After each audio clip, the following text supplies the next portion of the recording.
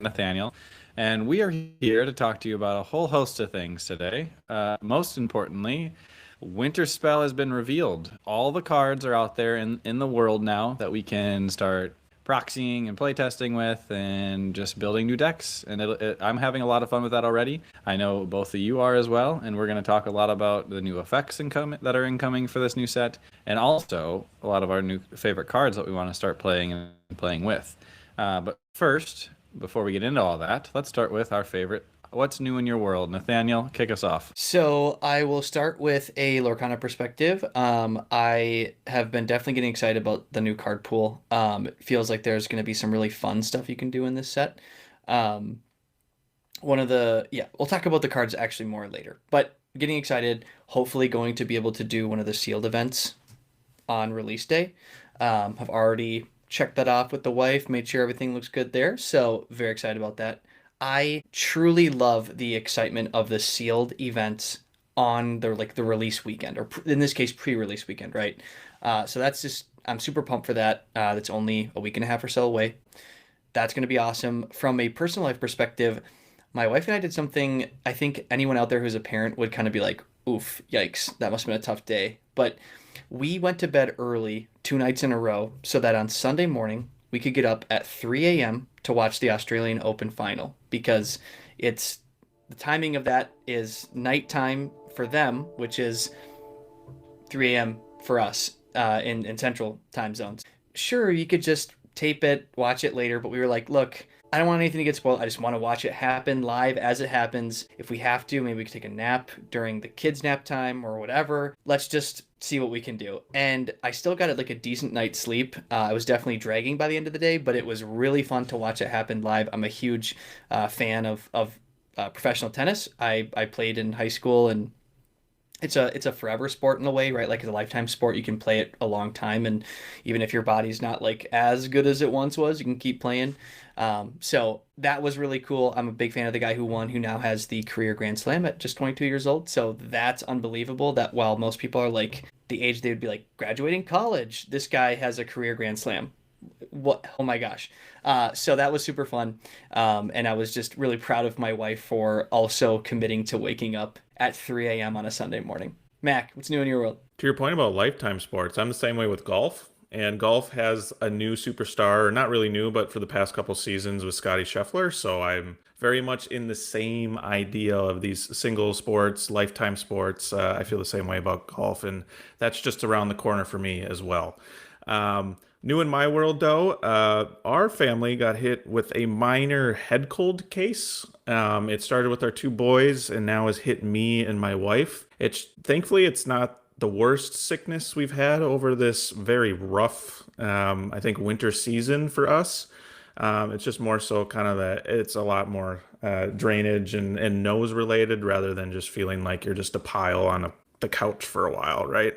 But other than that, Lorcana related, very much starting the theory craft. I built my first two red blue decks, as we alluded to on the podcast last week.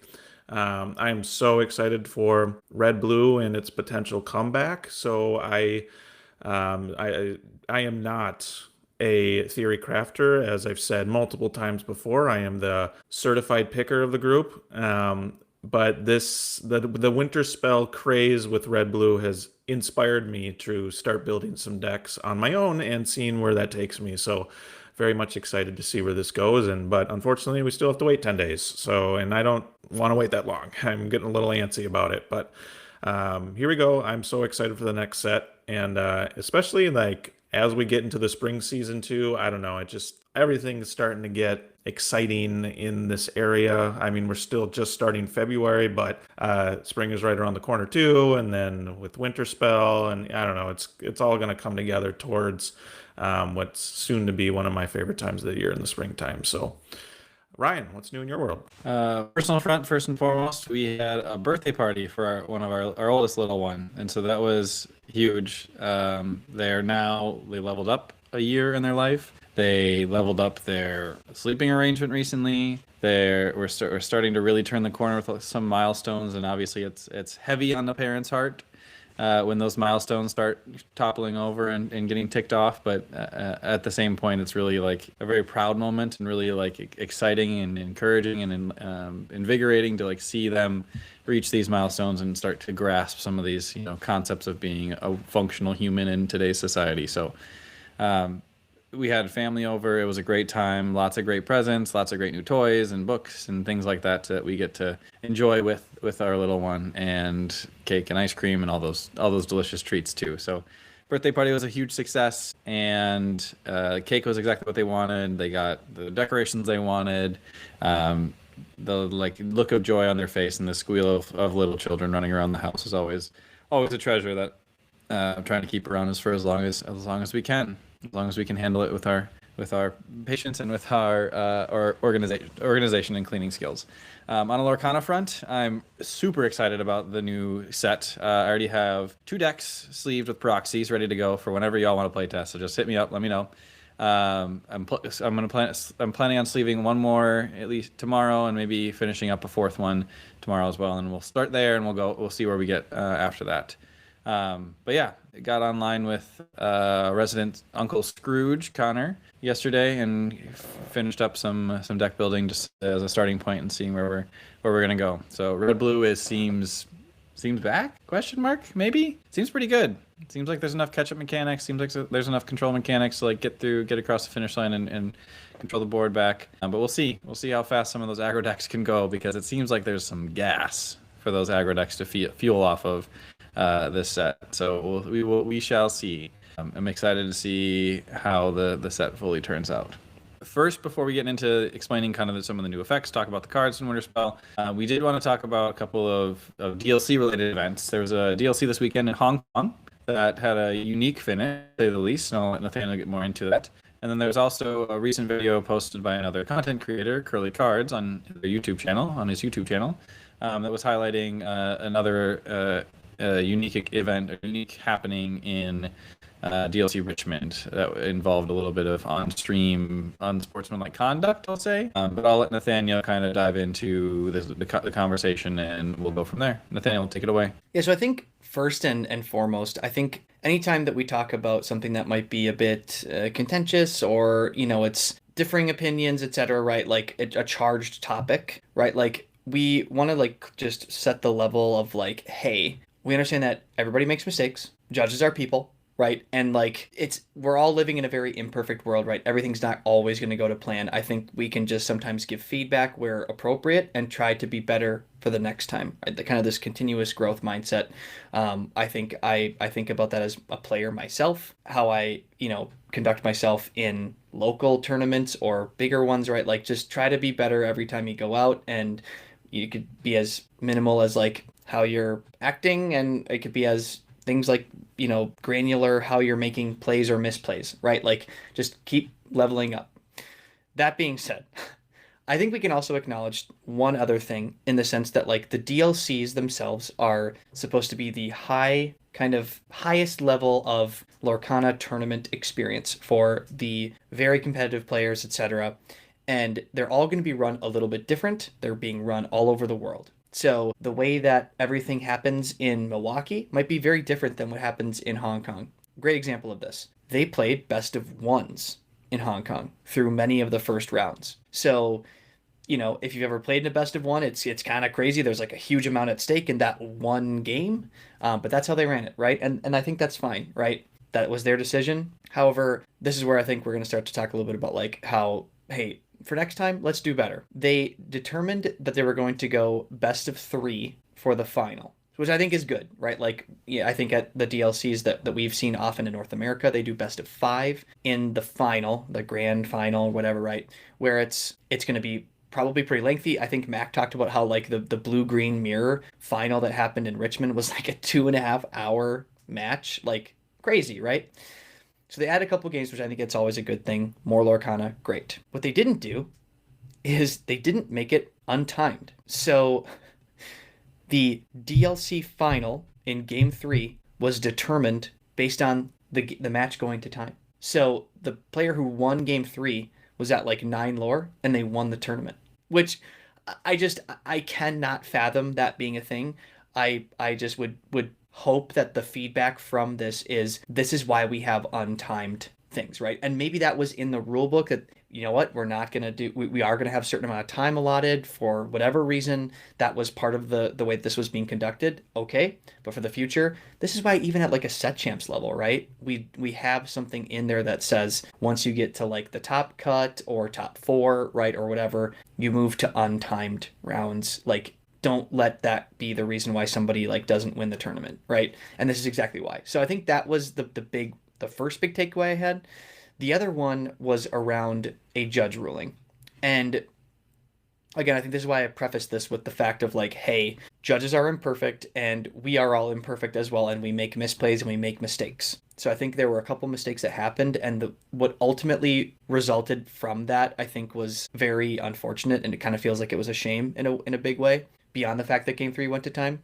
And in Game 2, now again, this is the DLC final in Game 2, one player had a Cheshire Cat and an Elsa with 2 damage on it. They moved 2 ink, they grabbed a card from the top of their deck to boost the Cheshire Cat. Now, in doing so, right, and anyone who's played a purple deck from the last set knows, right, sometimes you're going to boost the cat and you're going to move damage from something else. Well, in doing like that many different things, right, they actually slid the card under the Elsa and started to grab the dice to move the 2 damage onto the opponent's character. And the opponent immediately caught it, pointed at the Cheshire Cat, and the players, oh yeah, and moved the card, the boosted card, which was still face down, underneath the Cheshire Cat, and then moved the 2 damage from Elsa onto the opponent's character. I would think with how quickly this happened, it probably was under the wrong card for all of 1.5 seconds. It was very, very brief. It's just a quick like, oh yeah, dexterity issue, nothing about the game state or nothing was altered by the fact that he put the card underneath the wrong card for a split second. Well, ultimately what happened was created a judge call, which then resulted in a game loss. So that player lost because they put their face down boost card under the wrong card. Now, I think context is extremely important here. We did find out that from the stream, at least, that there were a couple other judge calls or misplays of this kind of type of thing, not maybe the exact play, by that player. So because this was kind of like a third strike on the day or over the course of the tournament, this was then ruled as a game loss because it was his third infraction. I think it's important to acknowledge the fact that, like, yes, when you make continuous things, like if that is in the rule book, then that's the rules. I also think I am a huge proponent for understanding just ruling based on sometimes like severity of something. This was so incredibly minor and so not game altering in any way, and such like an obvious, like, of course you could see how that could happen pretty easily. And there clearly wasn't any ill intent, and he immediately like fixed it, and he probably would have realized it himself if his opponent hadn't immediately called it, right? I just think that you have to kind of recognize the moment there and just say, hey, like, this isn't to the same level of like a bigger kind of mistake or misplay based on the cards, right? And it is the final. So like, I just think you sometimes have to like take the moment for what it is. And I feel like going as far as ruling a game loss in that situation just feels really bad. And I think, Ryan, you brought up something really great today when we were talking about this, in the spirit of like where Lorcana's going with like take backs and like these types of things, right? This is a great example of not even to the full extent of like a take back, right? Like, it's just the card was slid an inch to the right, and was fixed so fast that I just would think this was such a nothing burger, and the fact that it turned into more is just really kind of sad. And then when you couple it with the fact that Game 3 was decided on time, the player who won the DLC never reached 20 lore in the final. So like, I think that's not a good thing for Lorcana, right? Like, you want there not to be controversy where possible, and you want it to feel like it's all earned. And I think, I credit that player who did win the DLC. Amazing performance. You don't get to the final in the first place without playing really well. And I think, for what it's worth, he probably would have won Game 2 without winning off of the DQ. It just feels like it's a stain on an otherwise, big moment for the game. I'll just say that. Yeah. I have a lot of thoughts about this whole DLC experience. And Nathaniel, thank you for kind of laying the groundwork and providing all the background on what happened in that finals. But I have thought a lot about it over the course of today when I saw the rerun of the stream and truly what happened in the moment. And I personally think this is unacceptable from the organizer's standpoint. And I think there was no harm done by the player in this specific scenario. I will reiterate the point that you made, Nathaniel, is they had made it clear on the stream that throughout the course of the DLC, this specific player, of which was, given the game loss, this was his third, I forget how they put it, but it was like minor infraction throughout the course of the DLC, and that was his third strike, so therefore he was given a game loss. And I understand that perspective, but in the finals of a DLC, for something that was, in my opinion, nothing, you could clearly see on the stream, to your point, it was an Elsa with 2 damage and a Cheshire Cat. He paid the 2 ink, grabbed the card. It was still face down. It wasn't like the card was flipped over, so we had information gained as to what the boosted card was. Card was still face down, and you could see he was doing everything simultaneously. He inadvertently put the card under Elsa because at the same time he was grabbing the dice on Elsa to move it over to his opponent. My assumption was he would have been like, oh shoot, my mistake, and he would have quickly moved it over to Cheshire Cat, and that's exactly what his opponent pointed out. I think there was no information gained. The state of the board didn't change. It was a simple like, oh shoot, I meant to put it over here, and it was right there. Silly me. That's what it felt like to me. It was a, oh darn, silly me moment, right? And you could tell his opponent too was like, yeah, just remember to put your card under Cheshire Cat and not the Elsa. Just kind of a friendly reminder situation. And the fact that it resulted in a game loss of the finals, I think is personally a very bad look. I will say, and for the record, in the sense of when they announced Season 2 DLCs, I was very much a fan, and have been a fan, ever since they announced the list of where they're going for DLCs, of broadening the DLC field to especially Asian regions. Asian regions tend to do very well in TCGs, and I can understand from a business perspective and just expanding the game why you would want to have DLCs expanded in Singapore, China, Hong Kong, Japan, that's a good market to be in. And the fact that this happened at Hong Kong, one of those first DLC moments, I think is a very bad look on Ravensburger, the team organizers. I don't know who's involved, so maybe I shouldn't have put names to that, but whoever was involved in the team organizing aspect of this, I think for the infraction that was given didn't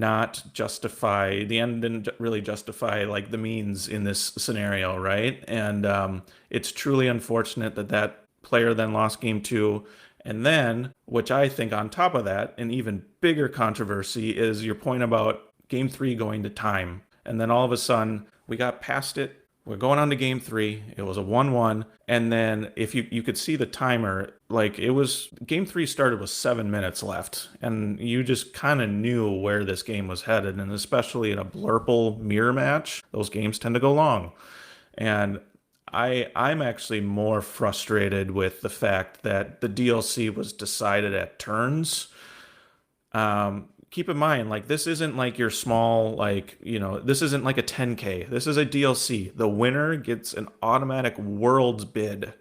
And it was determined in an 8-minute game that was inevitably going to go to time. You could tell the players weren't playing the board as they normally would. They were just trying to turn sideways as fast as possible and gain lore as much as possible, because at the end of turns, it was just whoever had the most lore was going to win the game. And I think it's quite a shame that a DLC and a world's participant, a world spot was determined in this type of finals.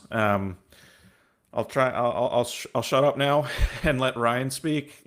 But I just think it's a shame that for them trying to expand this card game, this is the look that they had when they've tried to expand in a region where they were truly trying to broaden the game out.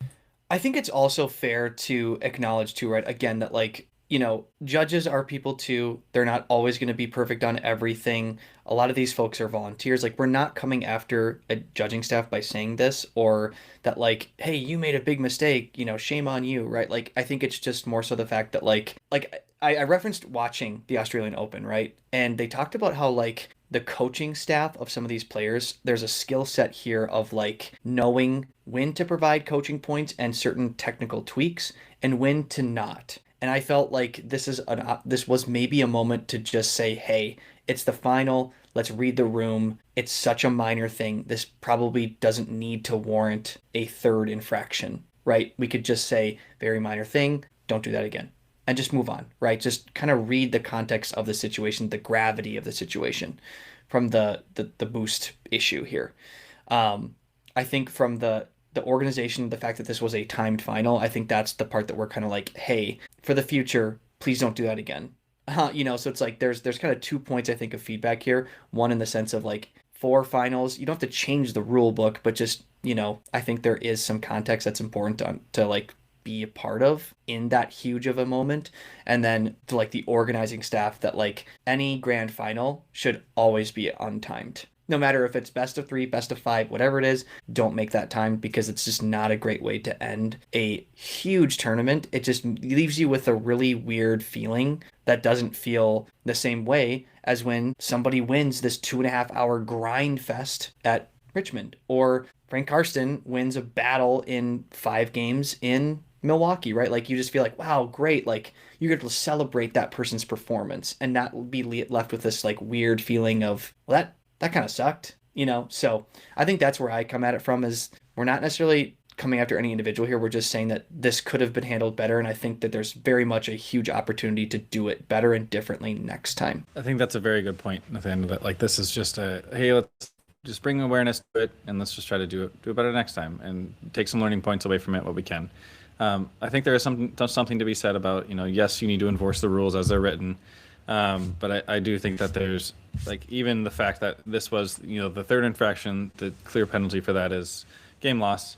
But then, does it really need to be a third infraction at that point? I agree with both of your points that I don't personally feel like it was a major enough infraction to be like, hey, there's, like, clear possible intent there. It was just like a dexterity issue where you slipped it under the wrong card. It seemed almost like the opponent, from what I gleaned, and I didn't have live audio of the event, but it seemed like the opponent was just like, hey, just move that card over and we're just going to keep playing. It's fine. But then the judge stepped in and said, hey, pause. Like, there was something that happened there. What happened? Let's figure this out. To then, like, escalate it to the point where it became a game loss. I don't know that it necessarily needed to be, but that's just personal opinion. Obviously, there could be some cultural differences between America and Hong Kong and how they, like, abide and follow these rules, and there is no room for interpretation potentially in their mind. And so, like, this is a black and white infraction, third infraction, game loss, move on, let's go to game 3. I didn't pay close enough attention to see if they actually extended time for them as a result of the time that it took for the judge call to occur. And so then that would be another compounding factor that I would want to go back and just double check on if I were to speak on it any further. But in the essence of time, I think y'all made perfect points, and I appreciate what y'all said. And I just want to reiterate again for a third time for the listeners that we don't want to intend this to be like an egregious attack on any front, on anybody, any tournament organizer or any particular judge or judge staff. Just the fact that, like, hey, awareness that this happened. These are the events that occurred during the DLC final in Hong Kong, and that it's not something that we're hoping that changes are going to be made for the future events in that regard. Because it is a great time. It is fun just to watch these high-level players play really good Lorcana and very clean technical abilities, and sometimes there's just dexterity issues happen no matter what, especially after long days of tournaments. Especially when you juxtapose the Hong Kong event, DLC final, where there was this, like, dexterity issue that was, like, didn't seem like there was much intent to it, to what was recently posted by what I recently saw came to my attention from CurleyCards of an event that happened at DLC Richmond that I think I'll pass it to Mack here to kind of explain what happened there. But I'll offer my 2 cents quick so we can move on to Winterspell as soon as possible, because that's what I'm really excited to talk about. When I saw the event, when I saw CurleyCards' video and watched the the event that happened at DLC Richmond, I thought like, okay, that is a clear infraction. That is a clear intent, and there is clear benefit gained from the action that was taken. And so those are two very different scenarios to me, where it's just I'm in the same camp that like there needs to be some intent, there needs to be some potential for the intent for me to agree that there was an infraction that occurred that then would lead to a game loss, especially in even in the first round of an event or third round of an event. If it's a third occurrence in the third round, then like, I don't know. It just feels like the dexterity issue of slipping under the wrong card does not warrant a game loss in that regard. But I'll pass it to Mack to talk us through what happened with the Richmond event, and then we'll get to Winterspell, because I'm super pumped to talk about those cards. Yeah, let's talk about Richmond. And this one kind of caught me a little bit off guard when the CurleyCards dropped the video on and expressing and explaining what happened at Richmond. From all of our perspective and what we heard from people who went to Richmond, Richmond ran really, really smoothly, especially when compared to kind of the lessons learned from Milwaukee. Not to say Milwaukee didn't go smoothly, but you could tell from Milwaukee it was like, oh, they hadn't hosted an event in 9 months, whereas in Richmond, they definitely used the lessons learned from Milwaukee and applied a lot of those to Richmond, and I think it went off to a great success from what we hear from the people who attended. So with the Richmond controversy and what was explained in the CurleyCards video, there was a match on stream, and this is key, on stream, this happened. Round 3, there was a blue-green match versus dogs match, Emerald, Amber. And during that match, there was a situation where someone had slipped a card from their inkwell into their hand, and it wasn't caught by the stream, the judge, or the opponent. So to set the stage, there was a point in the game where this dogs player had 6 cards in their inkwell, and they had divided the cards up into certain ways to play cards. What they were trying to do with this specific matchup, for those of you who don't know, is this blue-green player was running Spooky Sight. And Spooky Sight is a very scary card for those dog matchups, because a lot of those cards are 1, 2, 3 drops. And if you see Spooky Sight, it's a semi board wipe for the dogs player, whereas the dogs player wants to get a lot of cards out, play tramps on top of each other, and then ultimately turn sideways to win the game. So in that matchup, this player was trying to play Ursula Deceivers, and specifically Mowgli's, to try and see what was in their opponent's hand, catching a Spooky Sight, and hopefully with those Mowgli's, discarding the Spooky Sight. Now, giving credit to the Emerald Blue player, they knew that this was going to be the case, and always made it a point to have 2 actions in hand. For those of you who don't remember, the Mowgli card from set 10 is when you play this character, the opponent reveals their hand and discards a non-character card of their choice. Not like Bare Necessities, where you get to choose the card. It's your opponent's choice. And this is key, because if you have 2 actions in hand, especially with Spooky Sight being one of them, you always choose the other action so that you still have the Spooky Sight in your hand to be played. So, long explanation there. But there was a point in the game where there was 6 ink on board for the dogs player, and they had played all their ink to try and snipe the Spooky Sight. Well, they missed. And inevitably, the blue-green player was set up at that point in the game with 6 ink to play the Spooky Sight to kind of wipe the board, and then what blue-green wants to do is take over, control the game, and win, right? And but the way that the cards were oriented in the inkwell, it was 3, 2, and then 1, but the 1 card was kind of off to the side. And when the blue-green player played the Spooky Sight, kind of in all the chaos of trying to organize where the cards go in the inkwell, while the dogs player was playing or grabbing his cards, putting them in the inkwell, he grabbed that 1 card that was off to the side and slipped it into his hand. It was an Ursula Deceiver, I don't really think the card matters. It just happened to be a character card. Within the next couple turns, that illegal card now in his hand was played on the board, and this Ursula Deceiver ended up questing for like 3, 4, 5 lore throughout the course of the rest of the game, of which was enough for the Dogs player to ultimately win the game and win the match. It's crazy because this all happened on stream. No one caught it, to my earlier point.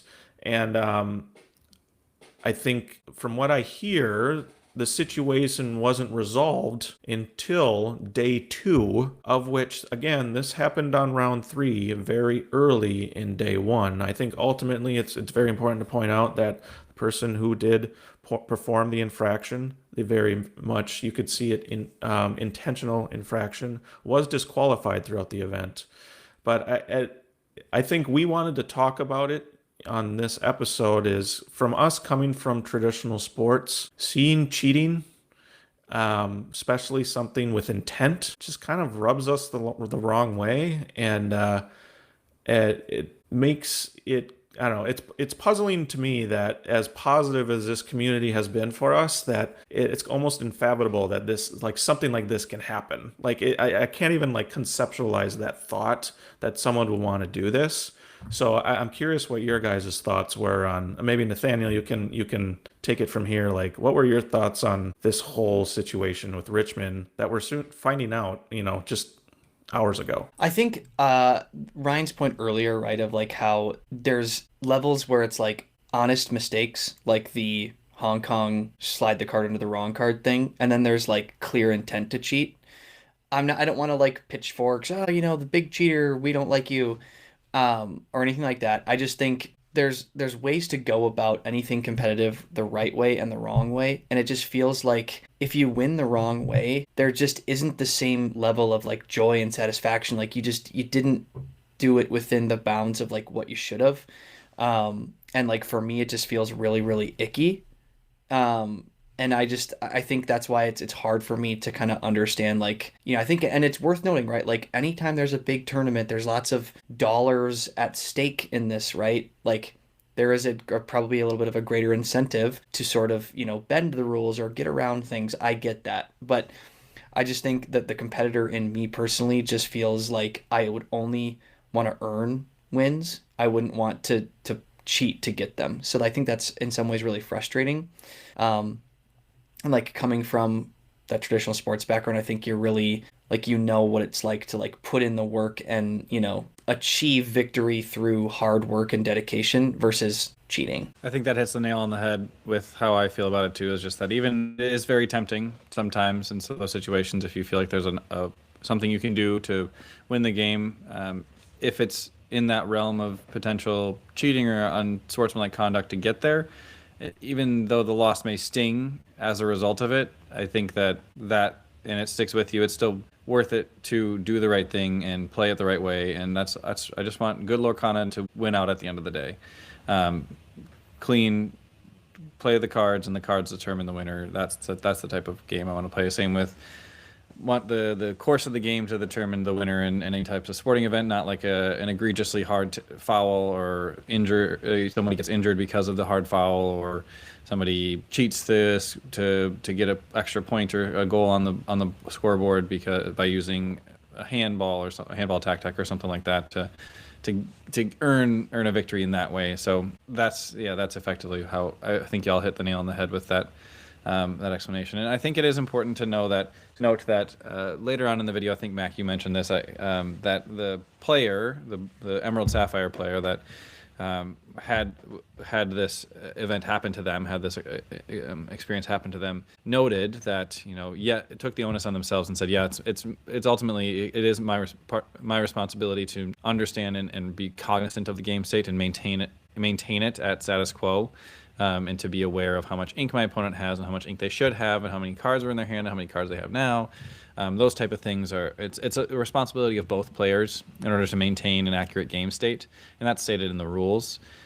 So just keep that in mind as you're going through it. It's not like you have to know exactly to the detail of everything that's happening, but just be aware that when you get into some of these higher level competitions, that just take that extra minute or take that extra second to really note what's happening before you make these potentially confusing turns happens. Right before you play Spooky Sight, just ask the question, how many cards in hand? How much ink do you have? All right, here's my Spooky Sight. Now you have 5 more cards in your inkwell, that type of thing.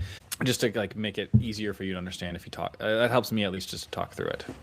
Anything else we want to talk about regarding either of these 2 events that we brought up, or are we good to move on? I think my final takeaway would just be like, be kind, be gracious, still like, I guess I will always personally anticipate like the best in people, and like I'm not going to expect people to try to cheat. Like I think you can still approach any tournament, whether it's a set champs or a bigger tournament, that like assume that the person is going to do right. I think the other part is just you do have to pay attention, right? Like don't just be like, when am I going to get cheated today, right? But like just make sure that you do have a semblance of like the game state throughout the game, and that is just one more thing you have to pay attention to, and that's not always easy, right? Especially in these longer games. But I think it was important that that guy did ultimately acknowledge that like part of this is on me like not catching it, which okay, sure, but like you're on stream, you're kind of focusing on a lot of things too, so like I get how you'd miss it. But I think it is a good learning opportunity to say that like assume the best in people, but also just like do keep an eye on things. And we oftentimes, when we're even just playtesting, we'll ask, how many cards in hand, and like just getting a sense all the time of like how much ink they're on, how many cards are in their hand, and that would have potentially saved that. I always think immediately of Uncle Scrooge, Connor. Almost before every single turn, after about 5 or 6, he just goes, cards in hand. And usually he's playing some sort of green deck, and I'm thinking, okay, Bend of My Will's coming, cool. So right now I have 2 is my usual answer. Like I have 2 for now, or something like that, because I know that eventually, or at some point, I'm going to be losing those cards in my hand. And I will no longer have any cards in hand. It just becomes a habit that I think we give them a hard time for it, but it's really a good habit to have, of like being cognizant of the game state and slowing your mind down just a step to be like, all right, check in. And now we can move on and make our decisions with the gameplay. But always ask, cards in hand? Yeah, great point. And that, again, I think that's something I've had to learn too, is like you're so, engulfed in what your own hand is and how much ink you have, whereas you truly need to pay attention to your opponent too. And that not only from like I'll say game board safety perspective, but like it just gets you better at the game by thinking about what your opponent's potential play lines are going to be too. So that's a good way to think about it as well. But my kind of wrap up point with regards to these unsportsmanlike conduct and controversies over these events, and I think the irony is that in one event the controversy was with the organizing group or what have you, and not the players, whereas the other event, I thought the group kind of did well eventually. But the controversy was with the players. So they were kind of almost 180 in that aspect. But I want to make this point about the Hong Kong DLC. I know I came off pretty brash and intense with kind of my statements on my feelings on this. But that being said, I'm a basketball referee. Like I come from being trained as an official, like being a judge, so to speak, in what I do. So like I understand, like I get a lot of flack for what I do in the sport that I love to be a judge in, right? So like I can understand that perspective and trying to make those calls. But I think it's something that I've learned too in kind of my basketball refereeing background, is like at the end of the day, let the players play. People are there to see the players, and you're there to ensure that the players are safe, and then ultimately the players are following by the rules. And I think in this case, the players were following by the rules. It was just kind of like a silly, I just got to slide the other card over and no harm, no foul, right? But on that kind of final point, like I do feel for the judges. It's a hard job. So like, and there's a lot going on, and these events are huge. There's a lot of decisions that have to be made rapid fire for those judging teams. So like, I truly appreciate what they do. We've gotten to know a couple, at least from our side of things locally, who have helped us immensely in understanding the rules in this game. So they have a hard job, and it takes a lot to be a part of a DLC. So it's just kind of unfortunate the way that this one played out. Secondly, with Richmond, I on the judging side of things, I think they did like good in ultimately what happened. Ultimately, the footage was reviewed and the player that cheated was disqualified. So that's really step one. Step two was, I think, from a compensation perspective for the player that got the cheating, that was cheated against. There was some compensation that was worked out behind the scenes, is my understanding. I don't know what that is. I'm not saying I do. I'm not trying to hide anything, but like there was some, they were done well, right? Like they did the right thing in kind of compensating to the person who had this happen to them. So very much kudos to that, to the tournament organizers there in doing the right thing and ensuring that cheating is not allowed. And if you get cheated on against, like at least there'll be some compensation your way in the sense of like trying to correcting a wrong in that aspect. So these things are happening a lot. There are a lot of big tournaments coming up, and I think very much a lot of it stems from the fact that there was such a gap between the two seasons in season 1 and 2.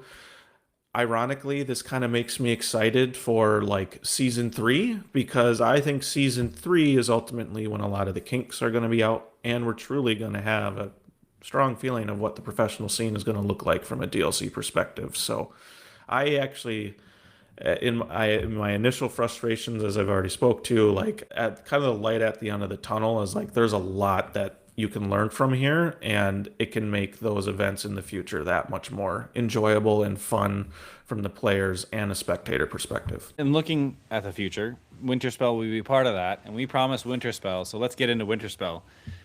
So the new cards in this set all were revealed, and so now we have the full 204 card set ahead of us, in front of us, ready for us to pick apart and pick out our favorite cards and some of our least favorite cards and some of the scariest cards we don't want to play but don't want to play against either. But before we get into specific cards, there are some new interesting effects coming this way. First and foremost is the underdog effect on some of these cards. So these are 2-cost cards, one in every color. And the underdog effect reads that if this is your first turn, but you are not the first player, then you may spend this card or play this card for 1 less ink. So effectively, the cost cards are playable on turn 1 if you are the second person to play in the game. And I think this is a very positive approach and a very unique approach to try to even out play-draw disparity that we've talked about a couple times in previous podcasts about sometimes it's in Lorcana, it's just so much about who gets to go first. Is it one who gets to win the game, basically, or is it always in the driver's seat? And I think these are a set of cards that potentially may swing the tempo just enough for it to not feel as disparaging to lose every single die roll as Nathaniel does for every single tournament he goes to. There's the next one I want to mention. There was a huge emphasis on a number of cards across the set about cards leaving the discard, and there's a legendary Ana card that capitalizes on this by, it's a 5-cost 5/5 that shifts for 0. If a card is left your discard or left a player's discard on this turn. And so then there's this huge swing effect where you could have this giant character out very early in the game if you have the right setup for it. So there's a couple other enablers for that, and there's even a card from Reign of Jafar a couple sets back that also enables this cards leaving the discard and the Queen Jealous Beauty. So we talked about it before, but I just wanted to note that is a mechanic that is coming, is cards leaving the discard. So your discards are no longer as safe as you thought they once were. So keep an eye out for that. There's also a very unique card in John Smith, which is a 5-cost uninkable steel card. The most important and interesting piece of it is the fact that it has this, what I'm calling a lightning rod effect. Players that have been engaged with Magic previously are calling it a magnet effect. What it does, what the card reads, is that if this card must be chosen, or this character must be chosen for all actions and abilities, if able. So on both turns, things like Cheshire Cat, if you boost the Cheshire Cat, you must target John Smith for both the damage removal and the damage placing. So effectively nothing happens. If you play an Elsa, you have to exert the John Smith. If you play a Thunderbolt, you have to deal damage to John Smith. You can't choose anything else. So it's a lightning rod that it's attracting all the actions and abilities while it is on the field. So that's an interesting card as well. And then there's a return of locations, I think is the last one I want to just brief before we jump into specific cards.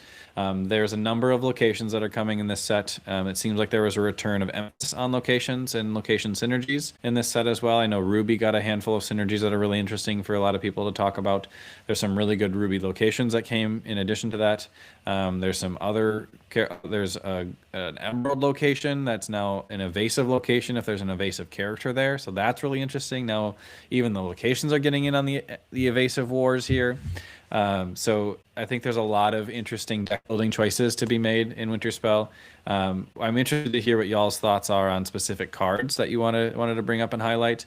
Obviously doing our usual to flip through things, and if we're able to, maybe we can pull them up as we talk about them if anybody has that prepped and ready to go. Mac, what did you want to add? I think I want to talk about this underdog effect. To your point about the play draw disparity, so far that's been, I wouldn't say monumental, but it's been noticeable in the game with play draw, and we've seen a lot of win percentages tend to be higher for those who are on the play versus those who start the game on the draw. And I like the fact, I think this is another example of Ravensburger is listening. It just takes a while for those effects to come into play in a TCG just due to the nature of how long things take. Like, sets are released every 3 months. So, like, and they're anywhere from 6 to 10 sets ahead. So it's like it takes time for people to write the effects of new cards, where we see complaints that we had 6 sets ago now start coming to effect as these new cards are printed, right? And I think it's very important to highlight the positive aspect of that Ravensburger is listening in their game design with the with feedback through the community. And I think this underdog effect is exactly that. I personally, looking at red blue, have started looking at those specific red blue underdogs. With this specific set in Winterspell, color has an underdog card, which is great. So they all can take advantage of that. I really like the red one because he's a 2-cost inkable and he's 4/2, which is massive for a 2-cost character. For those of you who are, I think we're going to try and pull it upstream. If not, yes, the Liquidator. If this is, and he's reckless. So that's kind of the downside. It's a 4/2 body, but he's reckless. But you can still sing One Jump Ahead with red blue. So that's kind of the toy I've been playing with the underdog mechanic was this red Liquidator card. It caught my eye for sure, so we'll see if it ends up making it into meta lists for red blue. And then one last thing I wanted to point out, your point about locations, you said making a comeback. I would say, like, use that loosely. I don't think this set is the set where we will see a lot of locations. However, I think they're setting the stage for what is to come over the course of the next couple sets. I think locations will be prioritized this set and maybe the next couple sets, especially with Pixar. There's going to be a lot of fun new locations coming out with those specific franchises. And the fact that Ravensburger, rightfully so, because it's one of the most popular franchises in Disney. Elsa, the Ruby Elsa, is very much, her abilities are location based. So, like, they want all their Elsa cards to be good. And the fact that Elsa card is specific to having locations, playing locations for lower costs, questing for a lot while she's at a location. I think that's ultimately her goal. Yeah, the Ice Artisan, the 6-cost inkable 5/5 shift 4. First ability, Endless Winter. When you play this character, and whenever you play a location, you may exert chosen character with 3 strength or less. Again, Force Exert, powerful ability. But Distant Call, her second ability, while this character is at a location, she gets +3 quest. So she's now a 6-cost inkable 5/5 quest for 4. And in Ruby, that matters. So like I said, the locations aren't blowing me away right now for what we get out of them, but I think they're setting the stage. And if they want Elsa to be as amazing as the community and just Disney fanatics think she is, and my 3-year-old thinks she is, I think this is a card to keep an eye on in the next coming sets. I will stay on the topic of red-blue, and there's actually 2 blue cards in particular that I'm really interested in. One of them is Pete, the Ghost of Christmas Future. Actually, pretty sure my young kids started watching this movie and we had to not finish it. um, but this is a really interesting card, and I think it gives some really nice filtering and card draw effectively to a blue deck. During just some initial kind of playtesting with this, I was pretty impressed with its ability in, a longer matchup to really start to make a pretty big impact on the match, particularly for decks that are maybe built to be a little bit slower and want to see lots of cards via filtering. And he's also a 5/5. So like it's just such a big body that like if the deck doesn't have like really clean removal, he kind of sticks around for quite a while. So that's a really interesting card, a really good one in my opinion. The other one is the 4-cost Bell Snowfield Strategist. And she is a super rare. 2/3, quest for 2. Whenever one of your characters is banished, you may put that card from your discard into your inkwell face down and exerted. And this is actually a card where our resident Scrooge McDuck showed me this and kind of the power that this card has, where in some of these like blue decks, your earlier stuff, right? Like your T-Pos or whatever small thing you might have played, right? Like they already did their job to like get ink. If you just like run it into something and maybe you banish maybe your two smaller characters in, the two of them combined to take out like a bigger character, right? You got to remove one of their threats, and then those two small characters of yours go into your inkwell. So they did their earlier job, like Tipo inking already, getting the extra ink all ready to ramp, but now they get to like hyper ramp you. So it's where it's kind of like you're getting all this extra benefit. So I got to see kind of the power of that, where maybe the two smaller characters run into my thing, they become ink, and all of a sudden the blue player now is at 6 ink, and it's like turn 3. Like that's insane. So I think this card actually could definitely have some juice. Like, yeah, it's a 2/3/4 cost, which that stat line is kind of stinky, bit of a weenie, if you will. But like this card, I think in like the right decks could really like hyper ramp you, and a lot of the blue decks are just kind of trying to slow down the opponent. So being rewarded in some ways for just like maybe banishing one of their characters, but also still getting the ink, it just feels amazing. So I think this card could have some juice, particularly for the decks that want to hyper ramp. I love this card. I can't tell you enough how much I think this Bell Snowfield Strategist is going to be meta in all blue iterations of blue and ramp. Reason being is, well, thinking back to the decks of old, let's take a trip back to down the timeline, right? All red blue decks back in the day, your goal was turn 2 ramp into a 4-cost character. And usually you had 4 copies of Grammatala and 4 copies of Hiram. And then you also had anywhere from 2 to 4 copies of the song How Far You'll Go, right? So like you had so many options in that 4-cost slot, where it was almost guaranteed that you would get that combo. 2-cost card on 2 into a 4-cost card on 3. Since then, and since the Hiram ban, really, we did okay because you still had the Tala and you still had the How Far I'll Go combo. But ever since rotation, like you've lost that combo, especially with Sapphire. We got the first part of it with Cinderella in Whispers, and now we got Belle. So now we have 4 copies of Cinderella and 4 copies of Belle, and so it's just making the probability of hitting that 4-cost card on turn 3 that much more likely. And that's why I think we've been seeing a lot of people get really excited about red-blue, because we're getting those curves that red-blue has missed since rotation. And it's a princess.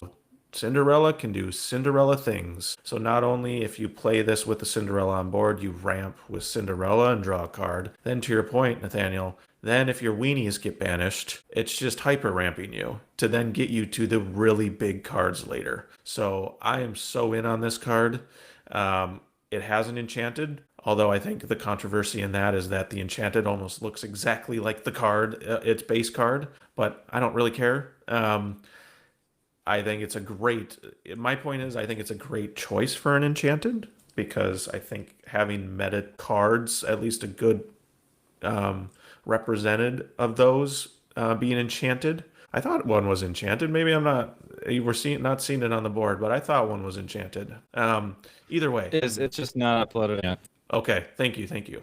I'm very excited for this bell card, so I'm glad you pointed it out. We're changing you yet, Nathaniel. The red blue is join the dark side, please. I think it's most of I'm just like seeing the power level of the deck kind of come back, right? Like ever since I dipped my toes in the water with the half shark build and during set 8, I'm like, hey, this is a scary combo, especially if it can do its things. And I agree, Mac. This card definitely feels like it can certainly help be another engine for red blue to do red blue things. I think Ryan's red blue now too, huh, Ryan? Same thing as Nathaniel said. I think I see the power level finally coming back, and I'm itching to play some half sharks in my list, so I'm excited about that. I will transition us into talking about Nathaniel's old favorite deck, which who knows what Nathaniel's favorite deck is now? I think it's just purple plus whatever. But purple steel got some interesting cards that I wanted to talk about. So we'll talk about the steel cards first because I think we can have probably an hour-long conversation about purple. So maybe we'll save that for another podcast, but we'll definitely dive into it later.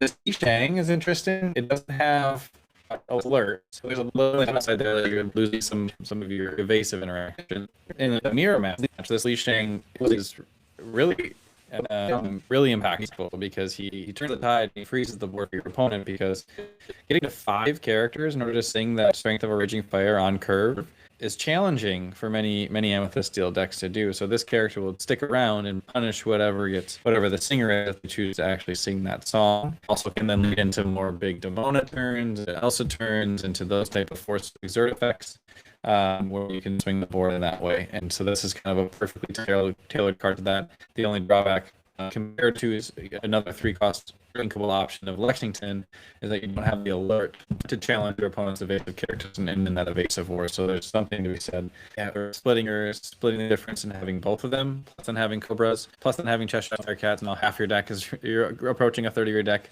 of just 3-cost characters. That's one card I was really interested in. And then this Gantu, I think I'm very curious about. So this is a 1-cost inkable 3/3. When you play this character, choose and discard a card, quests for 1. So it's a 3/3 on turn 1, but more importantly, it is putting a card in your discard on turn 1. So then come back with the Ana combo, where I'll flip to the purple cards now. There's the legendary Ana that we already talked about, so I'll pull it up on screen. 5-cost inkable, 5/5 quest for 1. Unusual transformation. If a card left a player's discard this turn, this card gains shift 0. And then Warm Heart. Whenever this character quests, you may gain lore equal to the lore of a character card in your discard. If you do, put that card on the bottom of your deck. Not necessarily the second part, but the first part of the shift piece works great with the 2-cost Ana. That is the shift target in this set, this 5-cost Ana. And this is Ana, Little Sister, a 2-cost inkable 2/3 quest for 1. When you play this character, you may put a card from chosen player's discard on the bottom of your deck. So you play Gantu on 1, you have a 3/3. On 2, you play Little Ana, and then you move that card from your discard to the bottom of your deck, and then you shift the big Ana, and now you have a 3/3 and a 5/5, and it's turn 2. So that is very intriguing for advancing the game state. What are y'all's thoughts on Purple Steel? Are you seeing any interesting synergies you're going to tackle or move with? The purple legendaries have me feeling a little weird. I think the Tinkerbell, the one you haven't mentioned, is kind of buns. So we'll see if that actually makes any sort of play. I think I got Nathaniel on that one. But it looks good with the set champs promo that card is now going to be for this set. The Ana is the one where I haven't quite figured it out. We'll see where that leads. I know, to your point about what this set is going to and cards leaving the discard, it's a mechanic that seems to be taking flight in this set, and very much excited to see how that then spills into the meta and what we see about that. It's kind of interesting when talking about, and I've been comparing a lot of this to Whispers. When we looked at Whispers, that legendary lineup was so crazy. Probably the best legendary lineup we've ever seen. And then there were a couple rares and super rares that were good, right? Like Cheshire Cat, for example. Whereas this set, it's like the legendaries kind of are meh, maybe? I don't know. It's too early to tell. But I think there are a lot of good rares and super rares in this set, and even that are going to see a lot of play, at least in the initial conversations of what Winterspell might look like. So it's almost a complete 180, and I'm excited to see how that entails. And maybe that's a good thing, like flip-flopping back and forth, whereas one set you're prioritizing a lot of the expensive rare cards, and then the other one it's just like, okay, where can we fill in the gaps with our uncommons, rares, and super rares, a little bit more attainable for the player base. Maybe that's their intention, but it's just kind of a weird little thing that I've noticed, at least in the initial conversations as we're on kind of the doorsteps of this set release. So I will call out one, and I'll take Mack's just statement that he just made a step further. There's actually a common card that I'm really excited for, and it is an amethyst card called Tigger Bouncing All the Way. And there's really two decks I could see this card being really good in. One of them is in purple steel. This could be a way, if you have a really low to the ground purple steel deck, this is your bounce option. So whether it's you pushing back their stuff, that could challenge your things and slowing them down so you can just keep busting, or pushing your dock back into your hand so that you can replay your dock, right? Like we've already seen in the past, like how powerful that can be, is bouncing docks and continuing to get the draw off of him. Can be really amazing in some of these burn purple steel decks. But this card also, I think, in Blurple will be really good on turn 3 to push back like an early high quester, because it kind of feels like in the past, like Blurple has struggled with like boards going wide too early on them, and your ability to push something back and stick a 4 strength character on turn 3, if you're in a ramp deck, that's really powerful. So I also think the fact that this also says, like for the future, right? Mack referenced the fact that locations could start seeing some rise. It's also a location. So I think that's just really powerful, where you get to sort of detempo your opponent a little bit. And that can be really powerful in like a Blurple deck. So I'm actually excited about this. And I talked about it on the last pod. Like it'd be really great if we get some like great commons and uncommons, so you don't spend a ton of money on good cards. This Tigger could definitely fill that role, I think. Another one for me that I'm excited for is actually this, like we talked about Ohana Means Family potentially being a bit of a trap. The other one that could be maybe a little interesting, maybe it's just a worse version of that in a way, but like the Wisdom of the Willow for like decks that want to quest a ton, and that's a 4-cost uninkable for the rest of this turn. Whenever one of your characters quests, you may draw a card. That could certainly be pretty powerful in a turn that you're just like, hey, this is the turn that I'm going to do the thing. I'm going to quest with 5 characters, and if they want to, challenge into all of them, I'm just going to be able to replace all of them because I'm going to play Wisdom of the Willow on this turn. So I could see this maybe having like 1 or 2 of in like a more aggressive deck. I think the question will probably remain, just like it did with Ohana Means Family, is can an aggressive deck afford to take an entire turn off to draw cards? That's probably the biggest question that you'd have with Wisdom of the Willow. I like that it doesn't have the same restriction as Ohana Means Family, needing to have like the damage piece, in the sense that you just get to do what you want to do, which is quest. I think this Wisdom of the Willow card starts to venture into the realm of what we saw, I think, in Reign of Jafar, when we saw Restoring the Crown, and there was another one that was kind of the similar, like exert effect or cannot challenge. Restoring Atlantis is what that one was. So those are both like higher cost, 5 or 6 cost uninkables, which for their respective decks was like the top end of their curve. I think that this is going to fall into that same category for a lot of the amber aggressive decks. So this is the top end of their curve. It doesn't really fit well. They have to ink up to it using other resources that you get there in order to regain some resources. But setting up like a 2 or 3 turn clock, which many amber aggressive decks usually is too long of a clock. They need to win within 2 to 3 turns rather than win after those 2 to 3 turns.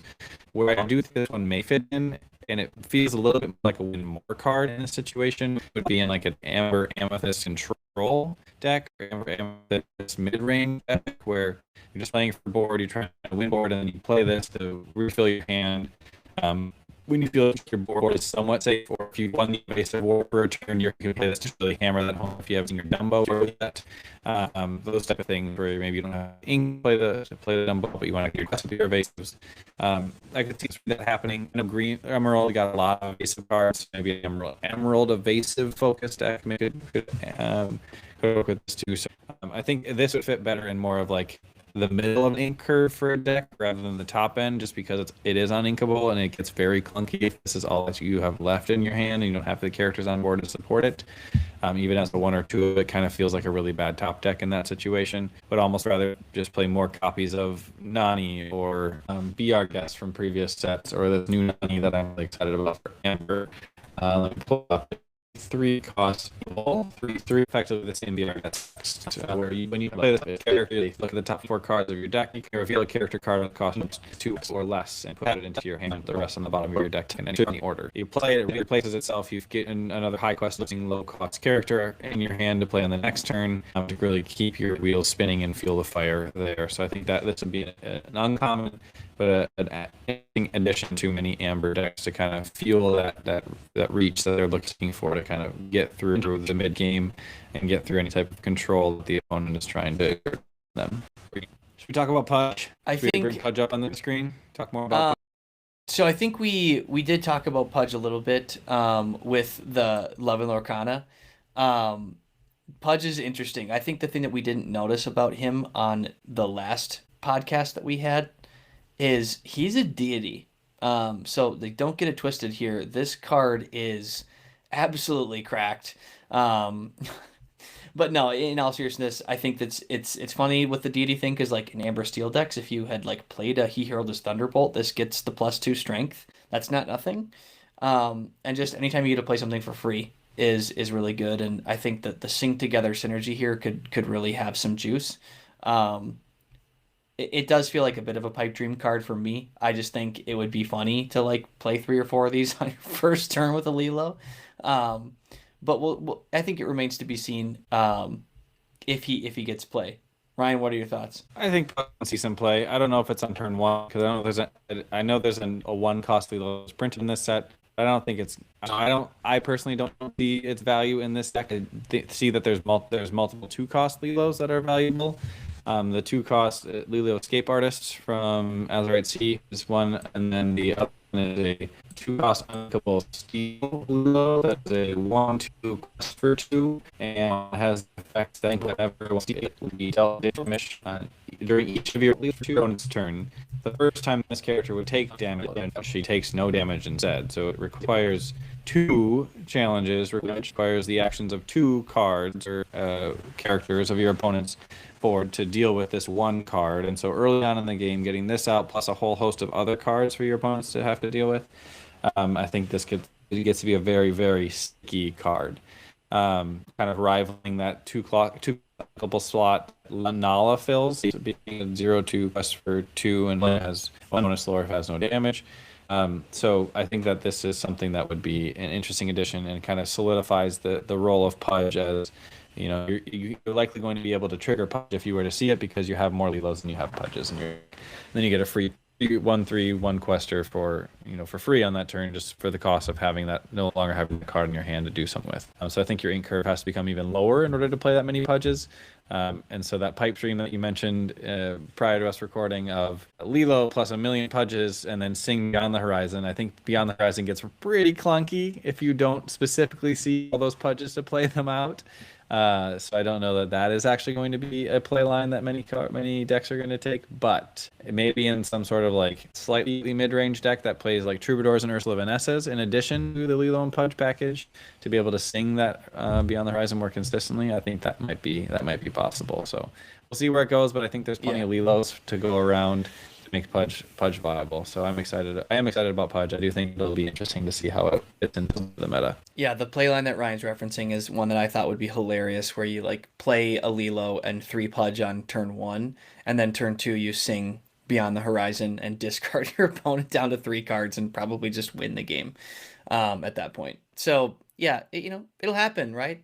It's consistent. But I think one last card that I wanted to talk about, Ryan, and I'm stealing your Amethyst Thunder here, but it's can't hold it back anymore from the last set on a body in a way, and it's this Morgana Macabre, super interesting card.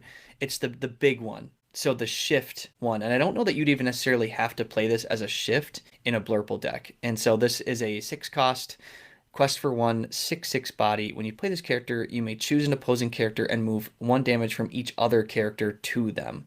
So I think there could be a world where like in damage, I mean maybe this doesn't get as much play just because of Cheshire Cat existing, but like in decks where like you've got some damage kind of floating around, I think this could fill maybe a bit of the like at 6 ink, like play a really big character that like can do some stuff too on play. It could be interesting. I don't know that you'd necessarily want to run both the 3 cost and the 6 cost, particularly in Blurple, but it is a big body. It does get do something that's kind of powerful. But now I'm realizing that it's only 1 damage from each other character and can't hold it back anymore. It gets to just like move everything onto their guy. So maybe I'm talking myself out of it now. I have a couple more, and one of them is, I'd be remiss to say or not talk about the board wipes. But the first one I want to make sure that gets some love is the Akud et Imudi, right? The Lilo and the new song from Lilo and Stitch, the 3-cost uninkable. You pay 2 less for the next character you play this turn, and then draw a card. So again, very important. Replaces itself. But I think this is very much an Amber identity, which is great. I think it's great that they're branching out identities, but then in the core of each color, they still have those 2 or 3 kind of things that they want them to do. And one of Amber's seems to be is cheating out ink by paying less for a next character, next action, things of that nature, right? So, and this is a perfect example of that. So I'm curious to see where this comes into play, especially when we're talking about the underdog effect with Angel, the 2-cost underdog Angel. This is the card that goes with that, right? Because that Angel is a singer 3, and this is a 3-cost song. I'm excited to see what this looks like for 2 color combinations that haven't seen a lot of love lately in Amber Sapphire and Amber Ruby. Those have not been truly or really meta-defining for a long time, if ever at all.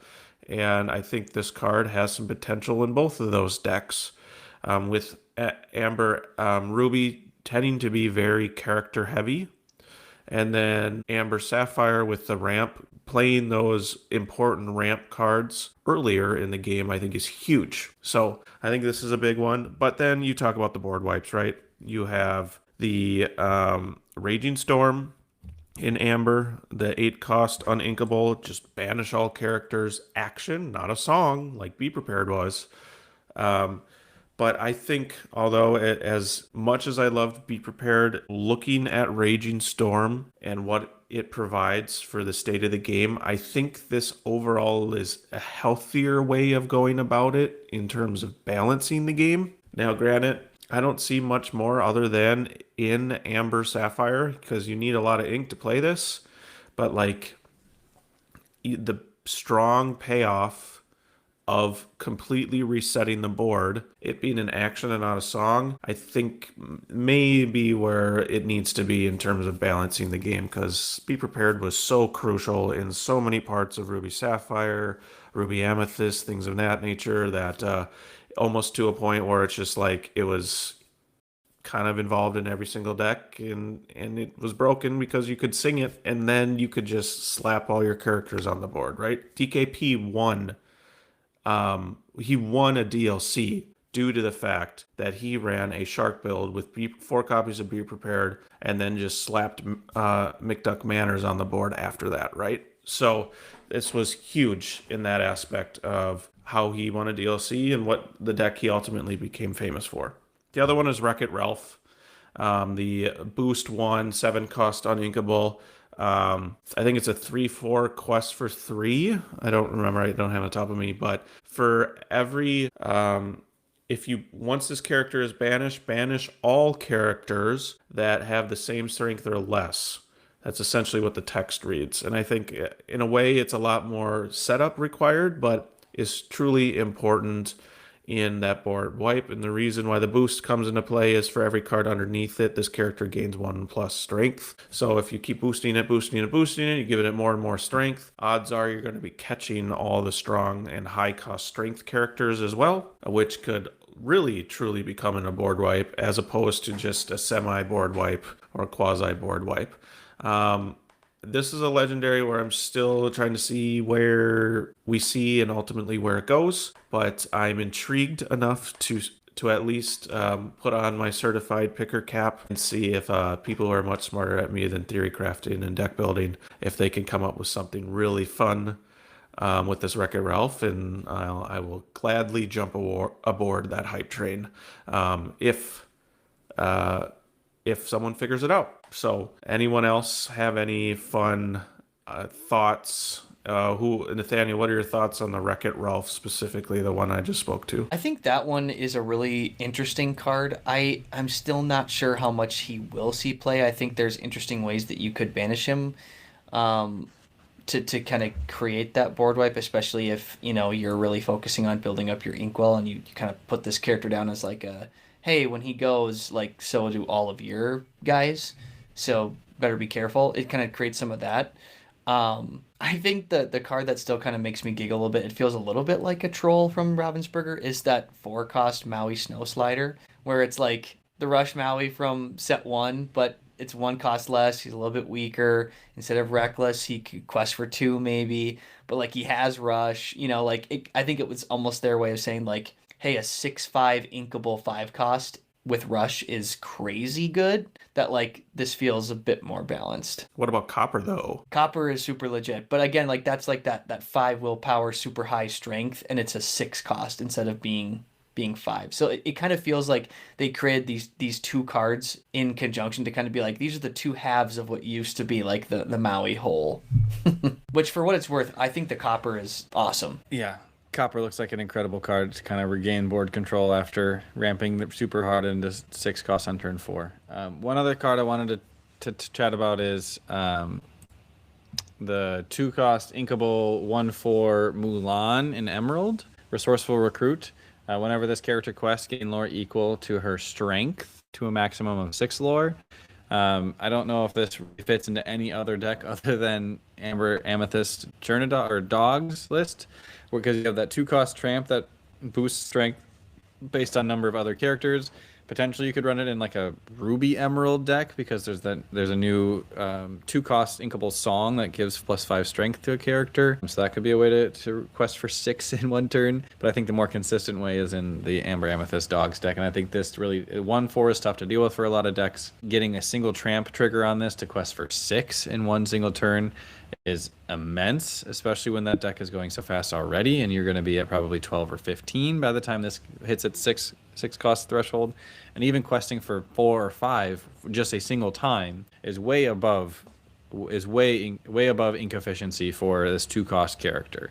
When you're playing out to the board and you're just letting things stand upright until you play your tramp, and then you're going in that deck a lot of times. So it creates a lot of static board states that I think this Mulan card can take a huge advantage of and really capitalize on those big swing turns where you play that 2-cost tramp to boost its strength to 4 or 5 or maybe even 6 strength, and then quest for 6 plus whatever else you're questing with on the rest of the board. So I think that this is one that will be necessary to craft a deck to deal with, because if you even encounter it once, I think you can create a lot of non-games if you're not ready for it. I want to take that card one step further. Go ahead, yeah. Ryan, and I think that we now see why Ravensburger printed and made Daisy the legendary of choice from last set, because when she quests, she has support. So if you played this earlier and you shifted your big Daisy in a blue-green deck, you could quest with it, give it strength to this, and then this thing quests for 5. How about that? Wouldn't that be 3 inks? You'd have to. So what you'd have to probably do is you would play this, and then on a different turn you'd have your shift target Daisy, and then you would shift the Daisy onto the small Daisy, and then quest with that first, then this. But you could do this as early as like turn 4 in a blue-green deck with the Daisy. I don't mean to call you out, but isn't little Daisy Amber, big Daisy Sapphire, and this Mulan is Emerald? There's a blue detective Daisy that's a 2-cost. Oh, okay. Well, so I'm calling myself out. It's possible you could do it. The more you know.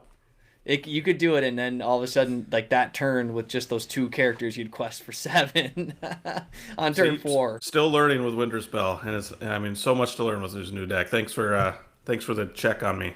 Makes sense. Well, I mean now. that you made the point, right? You're the one who says this. I think probably the most, Mac. That kind of, hey, there's a plan, right? Like these cards get released, and you see more synergies. Like I said, maybe they had that play line in mind, so they said, yeah, give her support as well. That 4/6, legendary. It might not look that great now, but once we print this Mulan, everybody's gonna say, hey, that's the move. Blue green. If you're already playing Emerald Sapphire and doing this support shenanigans, why not just play Alice Growing Girl? And then everything gets support. And then you support this Mulan up to whatever.